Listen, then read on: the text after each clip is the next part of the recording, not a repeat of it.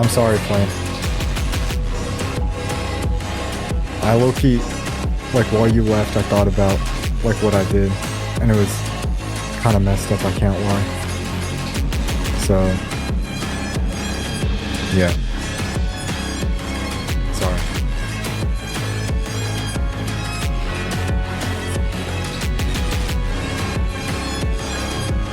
So what now?